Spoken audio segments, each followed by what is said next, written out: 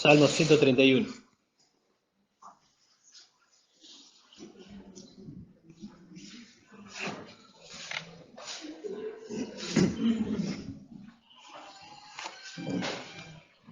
Leemos, dice así la palabra de Dios.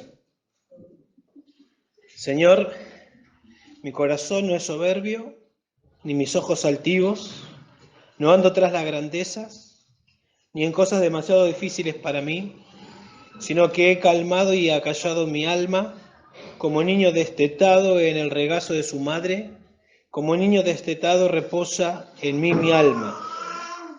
Espera, oh Israel, en el Señor, desde ahora y para siempre. Vamos a titular este mensaje, Disciplínate para la humildad. ¿Sí? ¿Vas a cambiar por acá? Sí.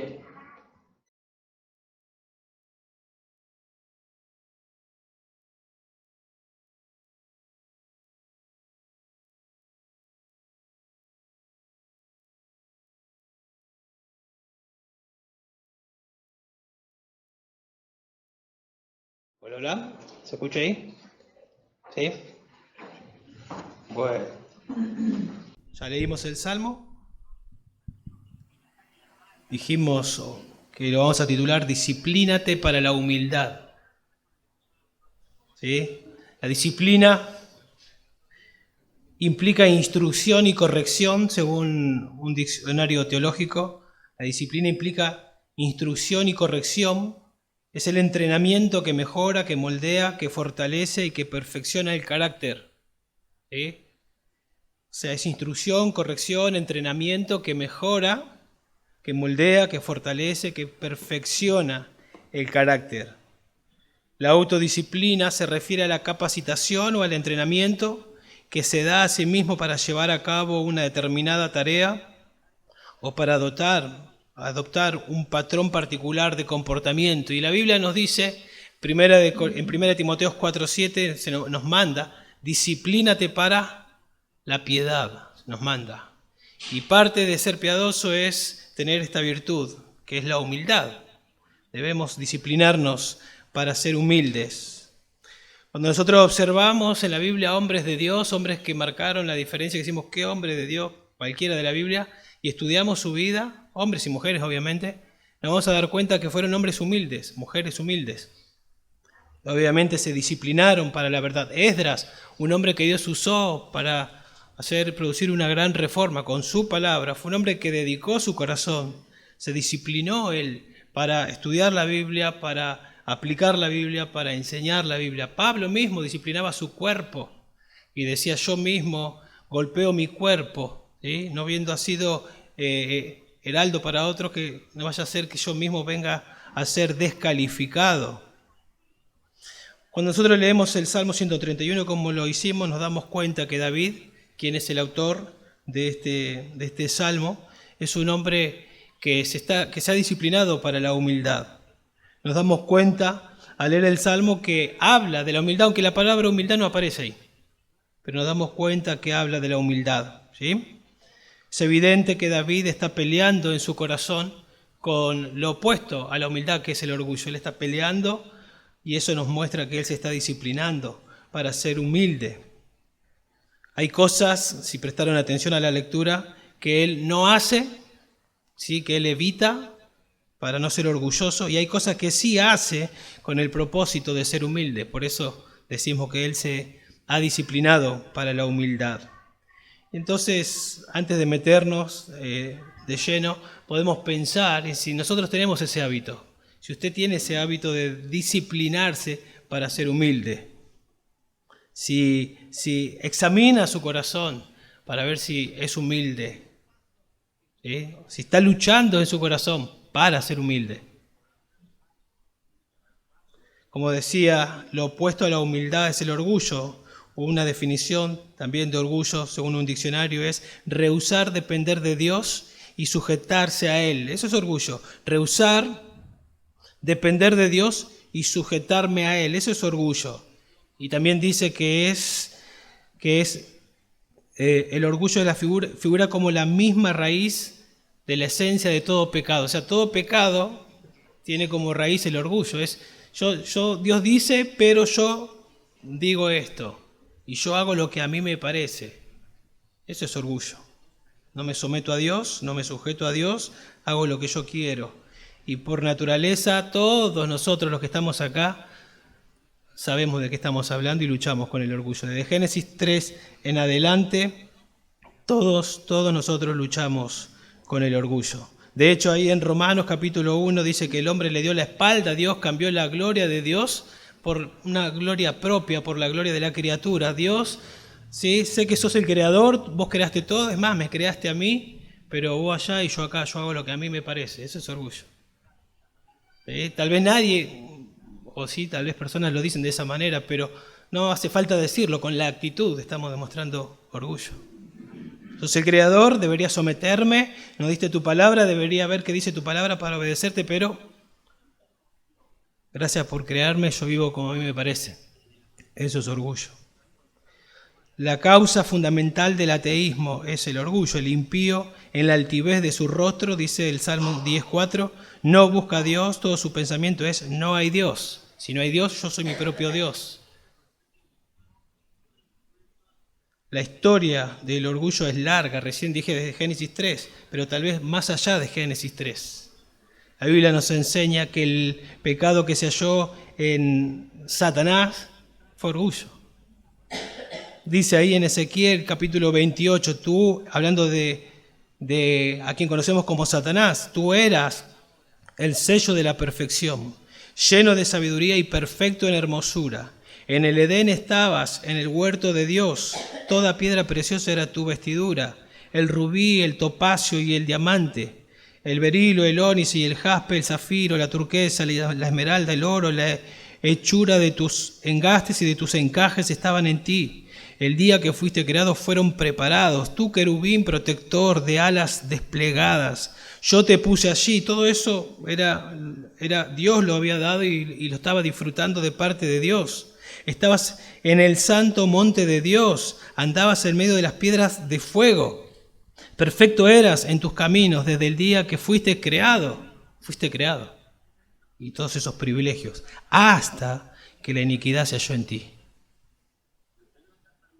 Y vino cuando hubo orgullo, es el principio de la caída. ¿Cómo has caído del cielo? Dice Isaías 14:12, hablando también de este ser. Oh lucero de la mañana, hijo de la aurora, has sido derribado por tierra, tú que debilitabas a las naciones. Pero tú dijiste en tu corazón, subiré al cielo por encima de las estrellas de Dios, levantaré mi trono y me sentaré en el monte de la asamblea. En el extremo norte subiré sobre las alturas de las nubes, me haré semejante al Altísimo. Sin embargo, ha sido derribado al Seol, a lo más remoto del abismo. Cuando en su corazón se propuso usurpar el trono de Dios, no someterse como criatura a Dios, sino usurpar el trono de Dios, orgullo. Dice Proverbios 16:18, delante de la destrucción va el orgullo y delante de la caída la altivez de espíritu. ¿Sí? Alguien dijo, el orgullo no solo parece ser el pecado más antiguo, sino que está en la médula de todo pecado, como dijimos. El orgullo es la esencia de todo pecado. Jonathan Edwards, hablando del orgullo, dice lo siguiente, llama al orgullo, Jonathan Edwards, la peor víbora que hay en el corazón. Así lo llama, la peor víbora que hay en el corazón y el mayor perturbador de la paz del alma y de la dulce comunión con Cristo. Cuando hay perturbación en el alma, es porque hay orgullo, dice Jonathan Edwards, o eso provoca el orgullo. Y fíjense que en el verso 2 de este salmo, David dice, he calmado y acallado mi alma. Hay paz como un río en el alma de David. ¿Por qué? Porque en el versículo 1 nos muestra que él batalló contra el orgullo. Ahora, si el orgullo hubiese gobernado su corazón, no podría decir lo que dice en el verso 2. Su interior sería un conflicto tremendo ahí. Y eso ya no tiene que hacer pensar cómo está nuestro interior. Cuando en nuestro interior hay inquietud, hay ansiedad y no podemos estar tranquilos, en paz probablemente, muy probablemente, hay orgullo ahí, porque hay situaciones que no podemos gobernar, que nos superan, tal vez qué comeremos, qué beberemos, qué vestiremos, y todo eso nos desespera, o situaciones, la que sea, y no las podemos controlar, van más allá de nosotros y en nuestro interior no hay paz, porque no podemos estar tranquilos que Dios sabe, controla todo y no puedo descansar en Dios. Entonces, como no puedo controlarlo y tampoco me someto a la soberanía de Dios, todo eso ocurre en mi interior. Pero también tenemos que ver que el pecado más odiado tal vez por Dios sea este. Dice Proverbios 6:16, 6 cosas hay que odia el Señor y 7 son abominación para Él. Ojos soberbios, lengua mentirosa, manos que derraman sangre inocente. Dice el Proverbio 8:13, el temor del Señor es aborrecer el mal, el orgullo, la arrogancia, el mal camino y la boca perversa yo aborrezco. En Proverbio 16:5 dice, abominación al Señor es todo el que es altivo de corazón. Bueno, y la lista puede seguir. ¿Sí? Alguien dijo, el orgullo se da cuando seres humanos pecadores aspiran a la condición y a la posición de Dios y se niegan a reconocer su dependencia de Él, consciente o inconsciente.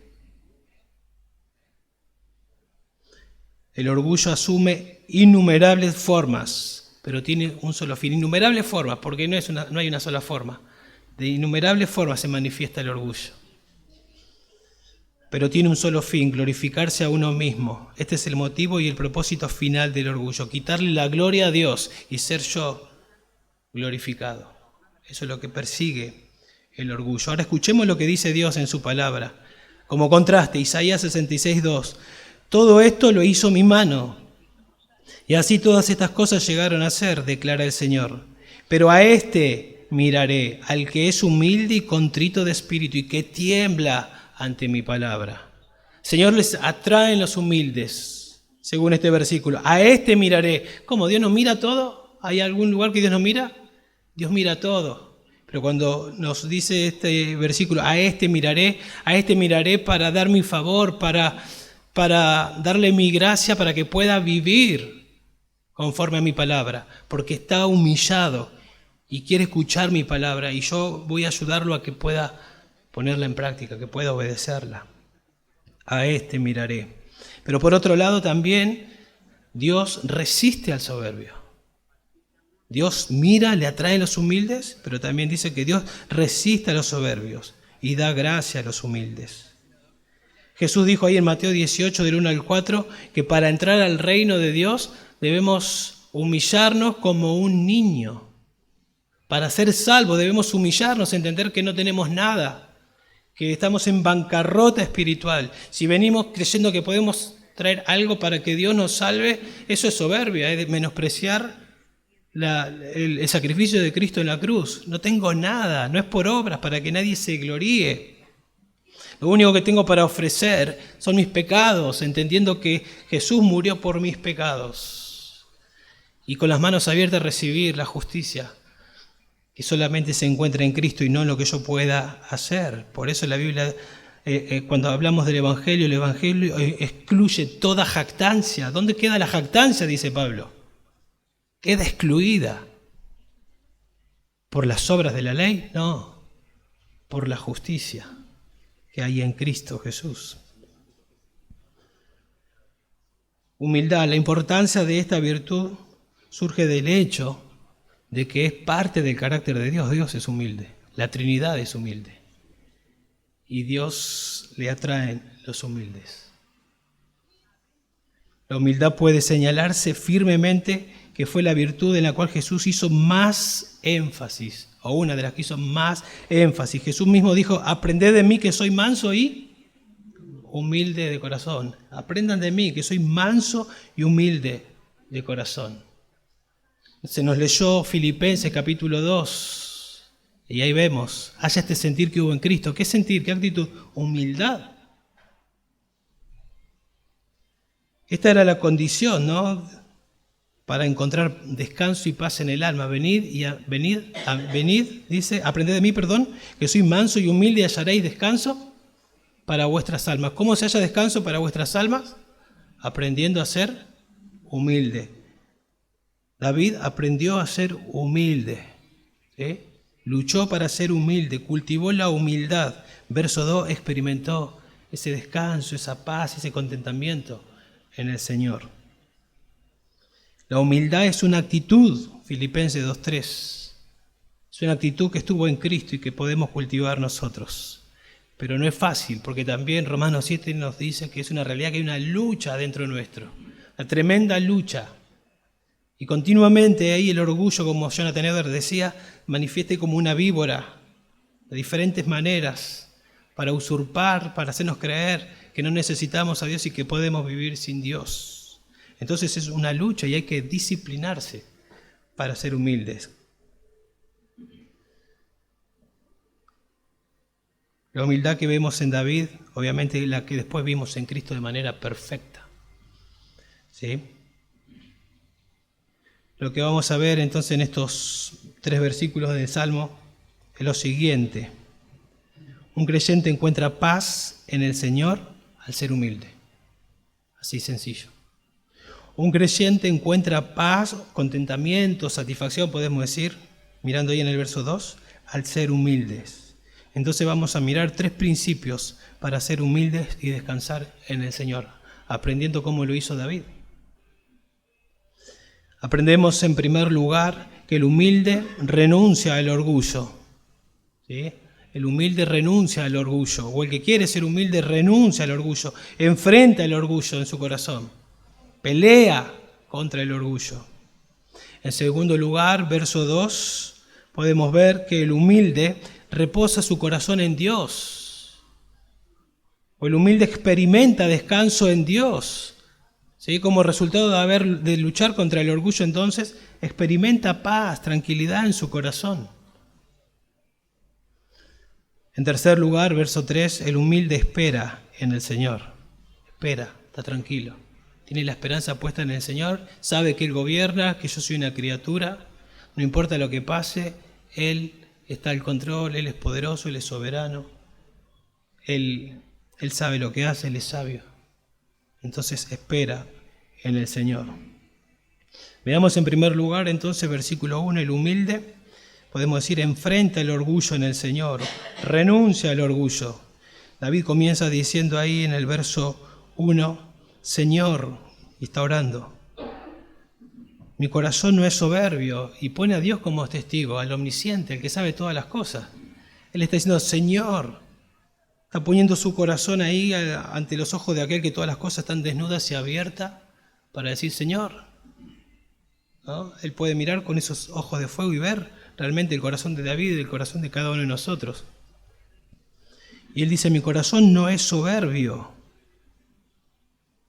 Cuando habla del corazón está hablando del interior de él, de la esencia de su ser. La Biblia dice que lo que, sobre toda cosa guardada, no dice guarda tu corazón porque de él mana la vida, fluye la vida. Lo que somos es el reflejo de nuestro corazón. David está yendo a la fuente, sabe que eso es el todo de él. Y ahí sabe que está la batalla. Y ahí él está trabajando, y ahí se está disciplinando en su corazón. Si hay orgullo en su corazón, obviamente, se va a manifestar después de diferentes maneras. Noten que comienza hablando del corazón, después habla de los ojos, después habla del caminar o del andar, de manera que lo que hay en el corazón, si no se corrige, se comienza a ver en la expresión y luego en el andar. David sabe que acá hay que atacarlo para luego no tener expresiones soberbias y no conducirse de manera soberbia. Pero si no lo arreglo acá con la ayuda de Dios, se va a expresar y va a ser tal vez una manera de vivir en nosotros. Si no lo arreglamos en el corazón, va a ser como una manzana podrida, que tarde o temprano se comienza a ver que está podrida. Así es el orgullo. Si no lo atacamos, si no lo arreglamos, se comienza a expresar en nuestra vida. Todo comienza ahí en el corazón. Y David acostumbraba a examinar su corazón, y él dice ahí en el Salmo 139, 23, en oración al Señor, El contexto del Salmo 139, ya al final, versos 23 y 24, el contexto es que él habla de la omnisciencia de Dios, de la omnipresencia de Dios, de la omnipotencia de Dios. Y entonces, a la luz de que Dios es omnisciente, que todo lo sabe, que todo lo puede, ¿sí?, que está en todos lados, él dice: escudriñame, oh Dios, y conoce mi corazón. Pruébame y conoce mis inquietudes, y ve si hay en mí camino malo, guíame en el camino eterno. Mi corazón no es soberbio. ¿Qué es un soberbio? O esta palabra, ¿qué significa? ¿Qué está diciendo David cuando dice mi corazón no es soberbio? La idea es ser o llegar a ser demasiado confiado en uno mismo, en habilidades de uno. O sea, David está diciendo: yo no confío en mí mismo, no me la creo porque tengo habilidades. Si ustedes se acuerdan, no sabemos si se escribió antes o después de ser rey, pero sabía que hacia allá iba. Había derrotado a un gigante. Tenía muchas virtudes, muchas habilidades. ¿Sí? Que si él se miraba, se podía decir: soy mejor a muchos. Pero él dice: no soy soberbio, no me la creo. Ve a los demás como, Filipenses 2:3, estimad a los demás como superiores a uno mismo. Él aplicaba eso. Al decir no soy soberbio y no me la creo como más que los demás, obviamente podemos decir que no se autoexaltaba, no confiaba en sus habilidades, sino como dice 1 Corintios 4:7, ¿qué tienes que no hayas recibido?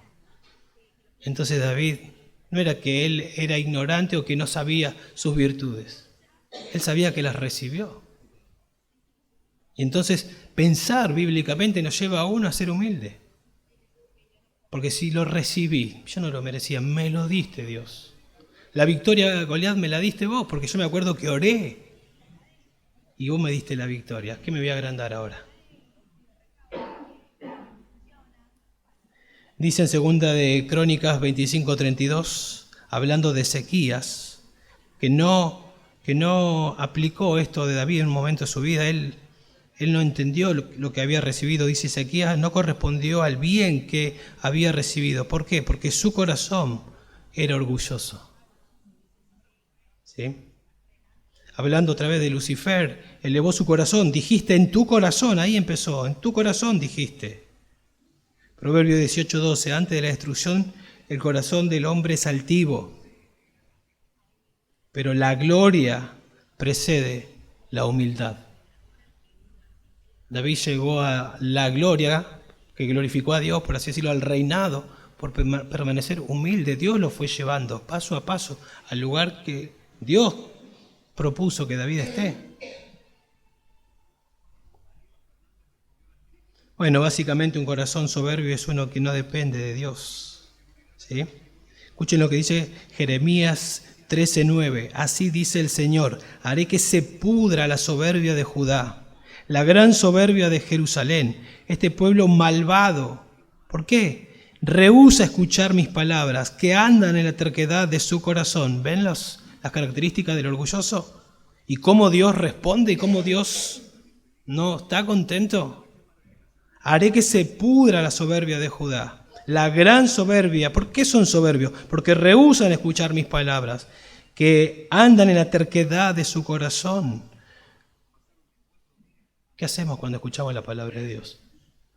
Nosotros podemos escucharla y ser oidores y no hacedores. Eso es orgullo.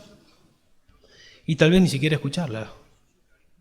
Vamos en la semana, o en la semana usted se puede examinar. Fui a la palabra de Dios, oré a Dios, leí para que Dios me hable, medité para aplicar, o viví sin la palabra de Dios, como diciendo: Dios, yo puedo vivir sin vos y aún así agradarte. Orgullo.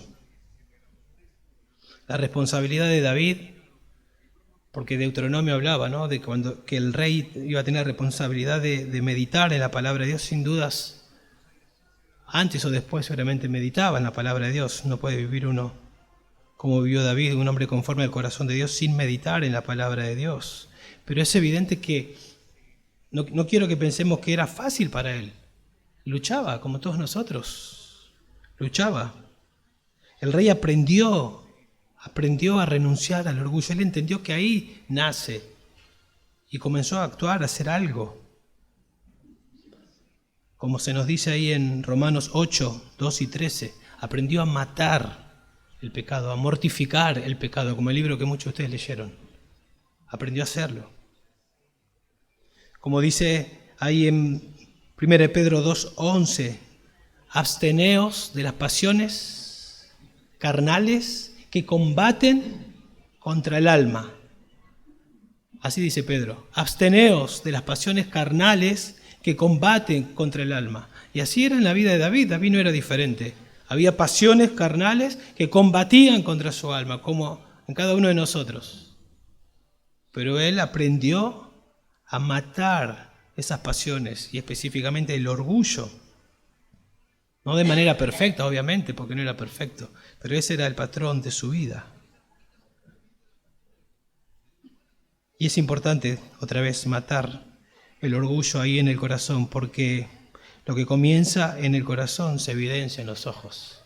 Por eso dice la siguiente frase: Señor, mi corazón no es soberbio, ni mis ojos altivos. La idea de ojos altivos es una expresión en los ojos, en la cara, producto de lo que hay en el corazón. O sea, en la Biblia no tenemos dibujos ni fotos, pero yo me puedo imaginar esa parábola de el fariseo y el publicano, donde Jesús hace esa parábola para hablar de cómo eran los fariseos, ¿sí? Y entonces el fariseo oraba y decía: Señor, te doy gracias, y no lo vemos, pero yo me lo imagino en su rostro: Señor, ni siquiera soy como este. La expresión de su cara, viéndolo como soy mejor que este. Eso estaba en su corazón y se podía, sin duda, ver en su cara. David está diciendo: no hay expresión de soberbia, de orgullo en mi rostro, en mis ojos, en mi apariencia exterior. No.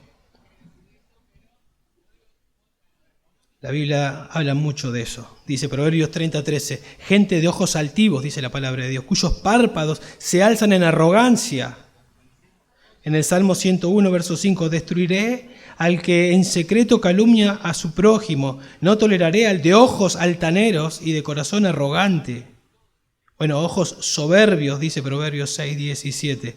De manera que hay una conexión directa. Podemos decir que el corazón es la sede del orgullo, pero se expresa principalmente, podemos decir, en el rostro, en los ojos, en la cara. No es para que andemos mirando a ver cómo miran, es para que cada uno nos examinemos y nos miremos a nosotros. Y tal vez si hay orgullo ni nos damos cuenta de nuestra expresión, pero comienza a hacerse como una rutina o como un hábito en nuestras vidas si no arreglamos lo que hay en nuestro corazón.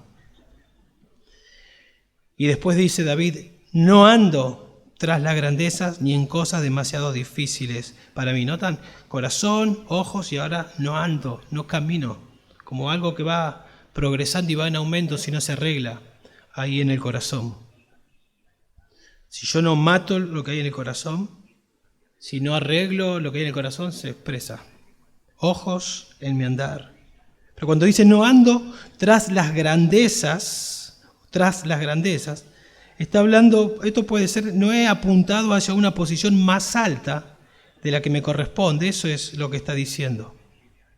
¿Sí? Es querer ser o hacer algo que no se me llamó a hacer. Tal vez para explicarlo o para tratar de entenderlo un poco usando la vida de David. Vamos a imaginar que David todavía no era rey y que estaba siendo perseguido por Saúl. Y que tal vez él está hablando esto en ese contexto. Vamos a pensar, no sabemos exactamente, pero para ilustrarlo. Y David podía estar pensando: ¿cuándo va a ser ese momento de que voy a estar en el trono de una vez por todas? ¿Cuándo va a ocurrir eso?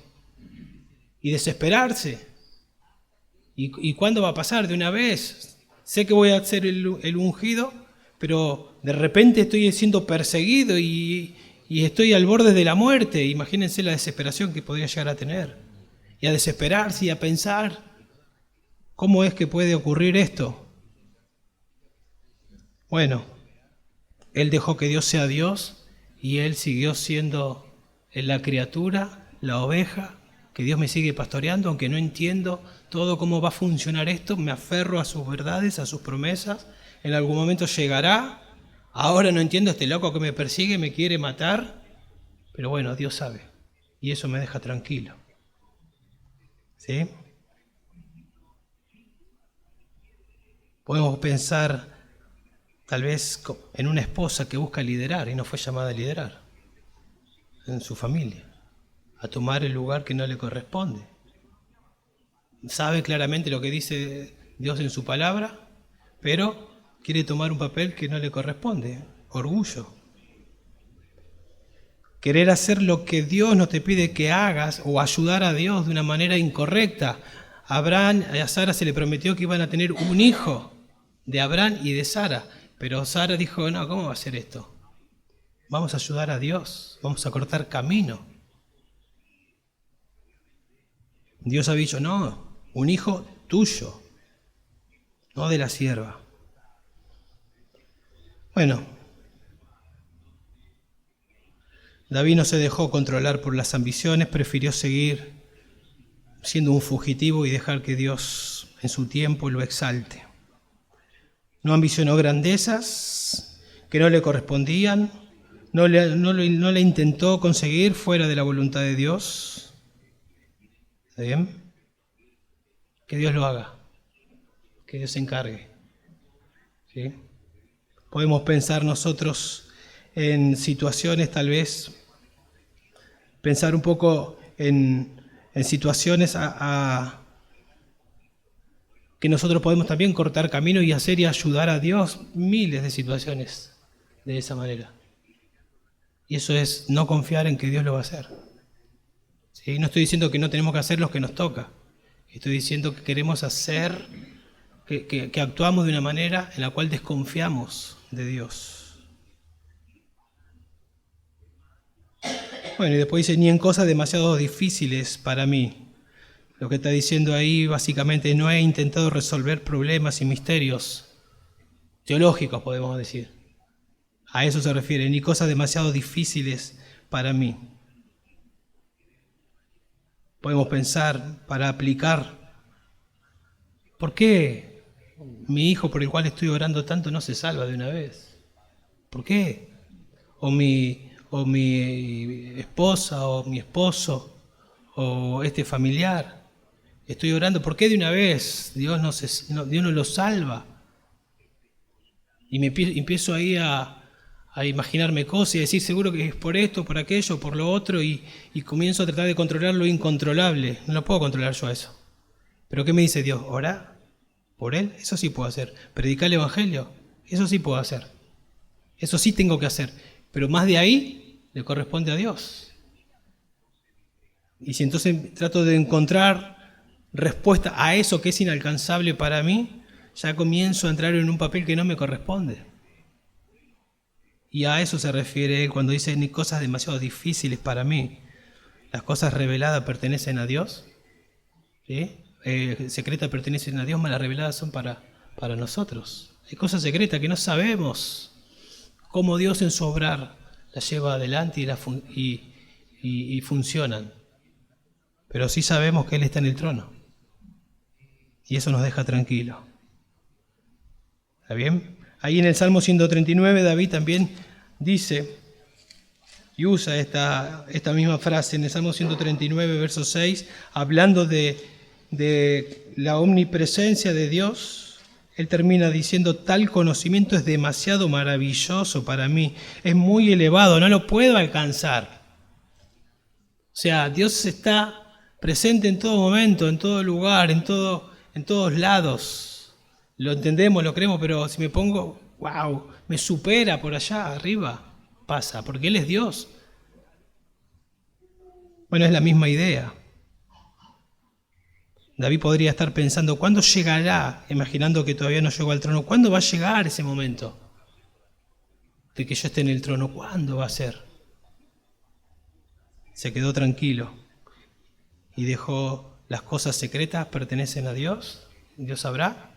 Yo me aferro a que Dios me dijo, o Dios voy a estar en el trono en algún momento. Ahora está este loquito pero Dios se va a encargar y sabe cuándo llegaré a ese lugar. ¿Sí?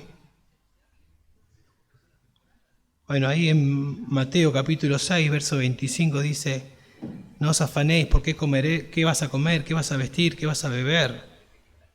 Cosas sencillas, básicas.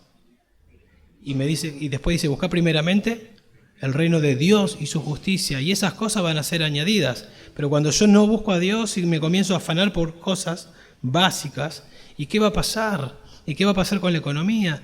Pero si el dólar sube, y esto y lo otro y aquello, y ya mi alma está inquieta. Y están suspendiendo gente y van a echar, y yo soy el primero en la lista. Y ya Dios no está ahí en mi mente, está toda la situación, y me estoy haciendo la película de lo que va a pasar, que ni sé si va a pasar. Basta cada día su propio mal. Busca hoy primeramente el reino de Dios, tranquilo, deja que Él reine. Hacé lo que te toca y descansá, porque no sabemos si va a pasar todo lo que estás imaginando. Es producto de tu desconfianza en Dios y de intentar solucionar lo que no podés solucionar. Orgullo. Deja que Él sea Dios, que Él guíe, que Él controle, y descansá. Y vas a tener paz, como ahora vamos a ver en el verso 2. Entonces podemos decir que ir tras ambiciones no consecuentes con la voluntad de Dios, como también preocuparse por aquellas cosas que escapan de nuestro alcance o entendimiento, son claras manifestaciones de orgullo. Entonces veamos en el segundo lugar: en vez de inquietarnos y de luchar con cosas que están más allá de nuestra capacidad de resolver, que están más allá de nuestro control, en vez de eso, tenemos que hacer lo que nos dice el verso 2, que es reposar nuestro corazón en el Señor. ¿Sí? Reposar, habiendo luchado, habiendo batallado con el orgullo que quiere y que se descontrola en un momento, pero cuando entendemos Dios es soberano, y oro y listo, y me ubico en mi lugar, entonces estoy haciendo lo que Dios quiere, entonces experimentamos descanso en nuestro corazón. Dice ahí en el verso 2, sino que he calmado. Noten que si no es lo contrario a lo anterior, sino que he calmado y acallado mi alma, como niño destetado en el regazo de su madre, como niño destetado reposa en mí mi alma. O sea, el resultado de batallar, de haber detectado que ahí se anida y aflora el orgullo, y haber batallado contra el orgullo, no permitiendo que se exprese, el resultado es paz, como la que describe acá en el verso 2. La palabra ahí, en el verso 2, la idea es anivelar, ¿sí? Ha callado mi alma está nivelada, ya no hay como un mar que está inquieto, embravecido, así, como un tsunami en algunos casos podemos decir. Está tranquilo, como un río, está nivelado, ¿sí? Como que estoy a plomo, estoy equilibrado, eso es lo que está diciendo. Eso es lo que me dice Filipenses 4:6, que cuando yo estoy afanado y dejo todo mi afán en las manos de Dios, dice que la paz de Dios que gobierna nuestro corazón, esa paz sobrepasa todo entendimiento, es algo sobrenatural, es la paz de Dios en mi corazón. ¿Cómo puede ser? ¿Cómo puede ser? ¿No ve la situación? ¿No ve lo que se viene? ¿No ve lo que va a pasar? ¿Cómo puede ser que estés tranquilo? La paz que sobrepasa todo entendimiento, producto de cultivar la humildad. No estoy desesperado, no estoy queriendo ser Dios, no estoy corriendo para todos lados en mi mente y de manera física para solucionar cosas. Hago lo que tengo que hacer, obviamente, pero sé que Dios está al control. Y no tener el enfoque en su alma, en el corazón, es decir, en su interior, ahí es. ¿Sí? Es aplicar la teología a lo que sabemos, porque todos sabemos que Dios es soberano, todos sabemos que Dios está al control, todos lo sabemos, ¿sí? Pero muchas veces la teología cerebral contradice la teología funcional, dijo Miguel Núñez. ¿Sí? Sabemos algo, pero cuando tenemos que actuar, actuamos de manera contraria a lo que sabemos.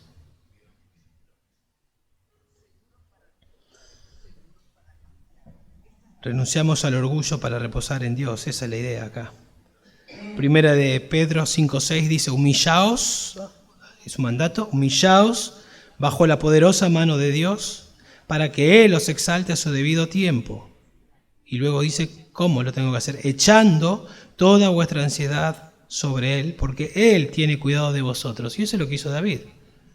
Luchó en su corazón, no se desesperó, sino que se humilló echando toda su ansiedad sobre Dios. Vos gobernás, Dios.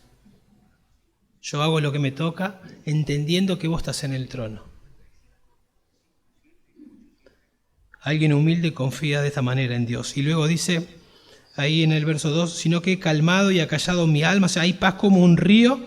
Y después dice, como niño destetado en el regazo de su madre, como niño destetado reposa mi alma. Y cuando uno lee los comentarios, algunos dicen, como un niño destetado, enseguida nos imaginamos como un niño que está satisfecho, habiendo sido satisfecho por haber tomado, ¿sí?, la leche materna.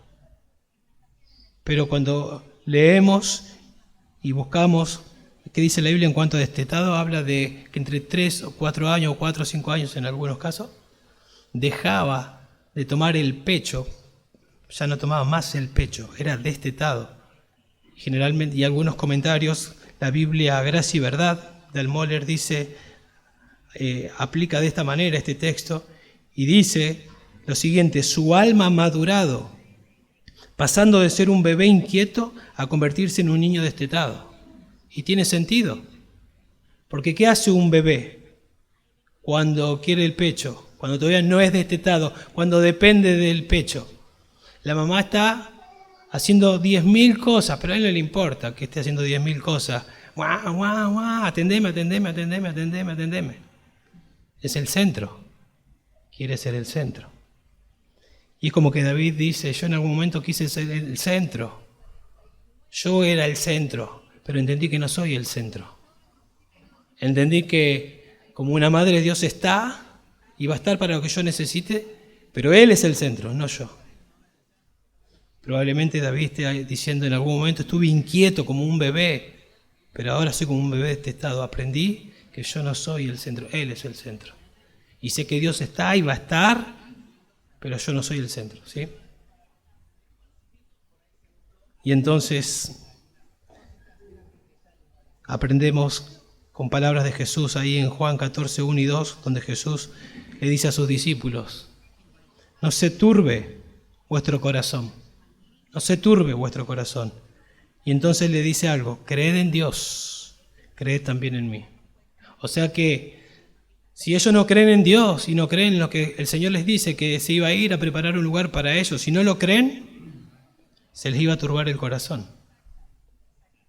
Entonces David aprendió a creerle a Dios, a creer en las promesas de Dios, a creerlas de corazón, no solamente a tenerlas en su mente, sino a creerlas y a vivirlas y a aplicarlas y a experimentarlas. Y entonces el resultado fue paz, contentamiento, satisfacción en Dios. Bueno, David no solo pelea contra el orgullo para cultivar la humildad, como venimos viendo, y experimentar paz, como en el verso 2. Parece que ya lo consiguió. Y entonces ahora él quiere que otros experimenten lo que él experimentó. Esa paz, esa tranquilidad, ese sacarse la mochila, ese estar tranquilo, ese aprender a descansar en Dios. Como dice ahí el Salmo 46. Se los leo yo, el Salmo 46.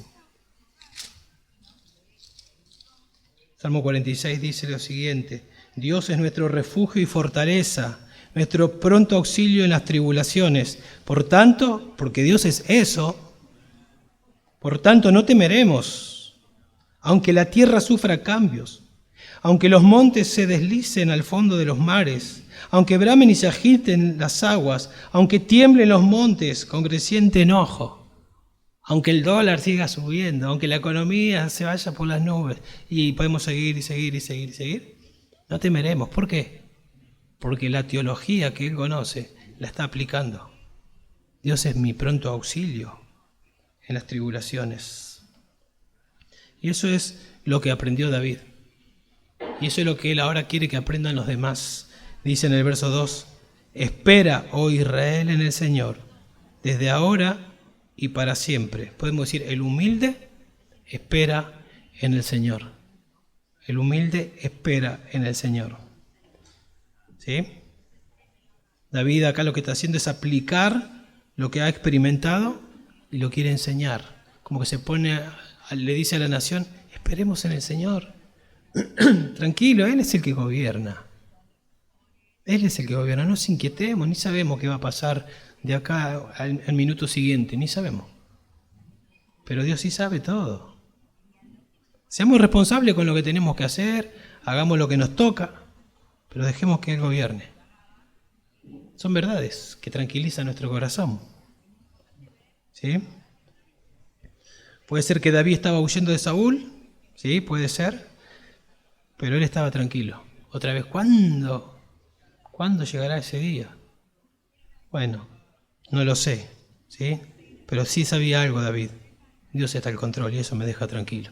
A David no lo preocupaba tanto cuándo me va a dejar de seguir este hombre. Lo que sí le preocupaba a David era su corazón que no sea orgulloso. Y de eso se preocupaba. Tal vez está Saúl persiguiéndolo y en vez de preocuparse por Saúl, está preocupado por cómo está mi corazón en esta situación. ¿Cómo estoy reaccionando? ¿Estoy confiando en Dios? ¿Estoy creyendo lo que Él me dice? ¿O estoy inquieto en mi interior producto de que se me borró todo lo que conozco de Dios y estoy queriendo aplicar mi propia teología? Y la palabra ahí, o el verbo esperar, que aparece ahí, no es un deseo pasivo de David, como que algo que no hace nada, es una expectativa activa, esa es la idea. ¿Sí? En lugar de dejar su ambición, que su ambición lo lleve, él espera, tranquilo. ¿Sí? Es una esperanza activa, estoy esperando en el obrar de Dios, en su actuar, en su soberanía, en su providencia.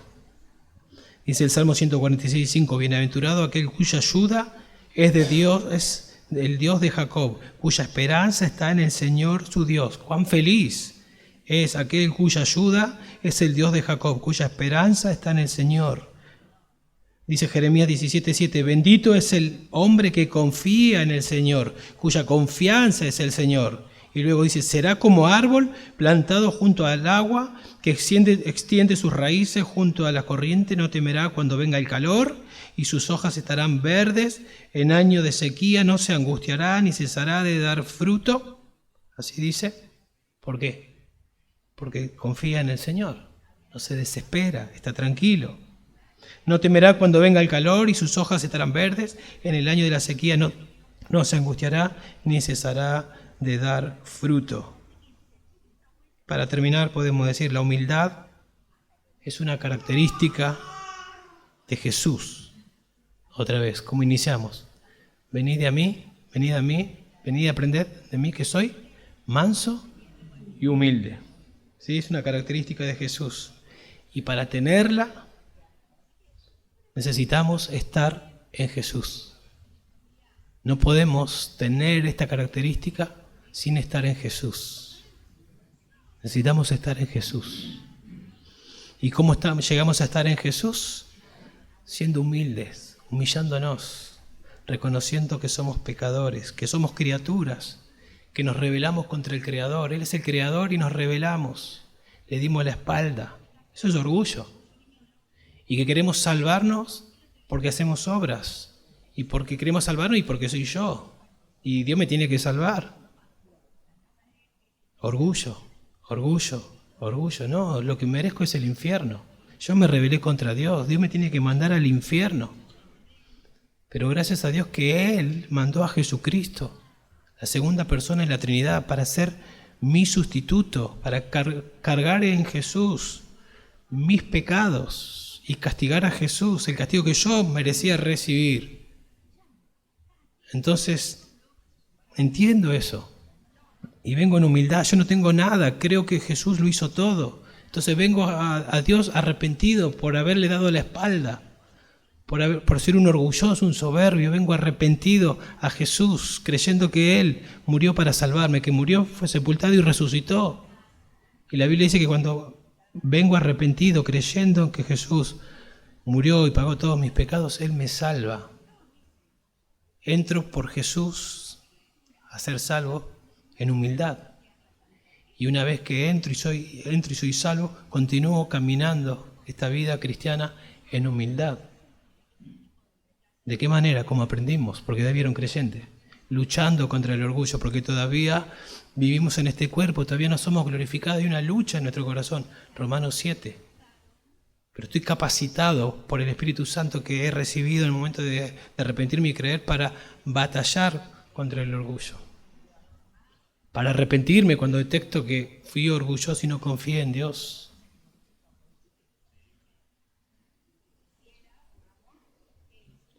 Es nuestra labor disciplinarnos para la humildad. Así como en humildad recibiste a Cristo, con la misma actitud humilde debes continuar. ¿Sí? Encontrarás paz, encontrarás contentamiento en el Señor en la medida que seas humilde. ¿Sí?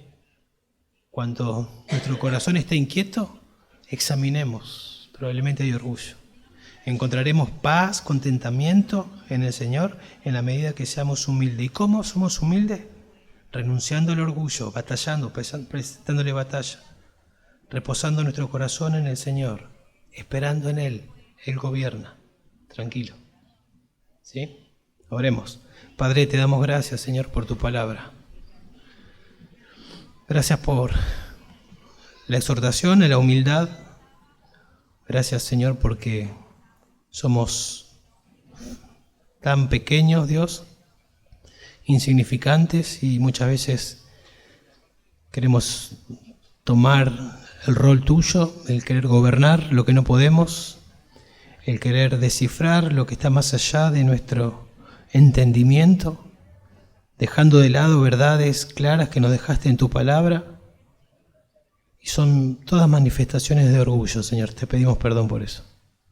Queremos pedirte que nos ayudes, Dios, a ser humildes, a cultivar la humildad de nuestra vida, en nuestro corazón, a pensar mucho, Dios, en lo que hemos aprendido. Por favor, trata con nuestro corazón, Dios. Ayúdanos a examinarnos cómo respondemos en la vida, ante las circunstancias, ante la adversidad. Si realmente estamos confiando, si estamos descansando, si estamos luchando contra el orgullo, si hay orgullo que va aflorando y que ya se está viendo en nuestras expresiones, en nuestro andar.